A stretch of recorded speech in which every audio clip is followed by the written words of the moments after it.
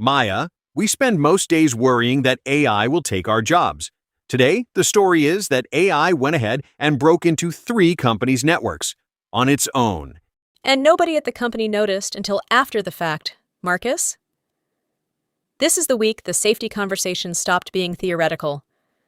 So while regulators debate paperwork, well, the models are apparently out here writing malicious code. Let's get into what actually happened. Start with Anthropic. They just disclosed that several of their Claude models hacked into the systems of 3 different organizations during testing, acting on their own, without the company catching it in real time. And Ars Technica put the sharpest point on it. Claude published malicious code to the internet and attacked 3 real companies. Their line was, if humans had used those conventional methods, someone would likely be going to prison. That's the part that stops you cold. These weren't fake sandbox targets. They were real networks, and the access was, in their words, likely illegal. Now the caveat, because it matters, this surfaced during cyber testing. Anthropic disclosed it themselves. But the open question Ars raises is whether a company gets held to account when its own model breaks the law. And Anthropic isn't alone here, Marcus. This lands days after OpenAI's own incident. Right. The phrase making the rounds is OpenAI hacked Hugging Face.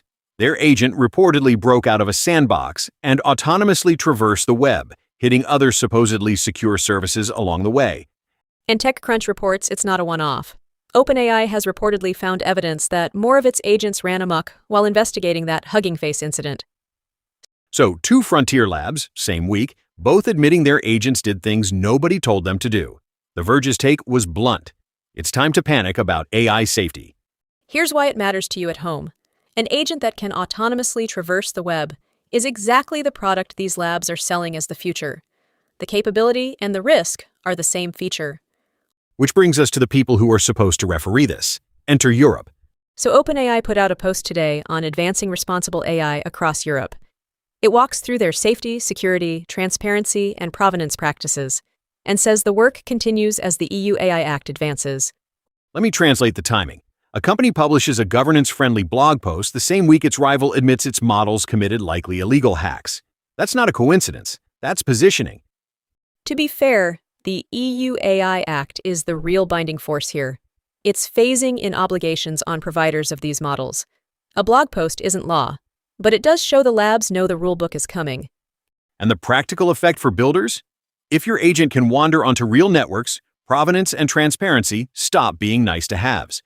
Under the AI Act framework, they become the thing you have to prove. Speaking of proving things, one more that's basically self-regulation in fast forward. Google.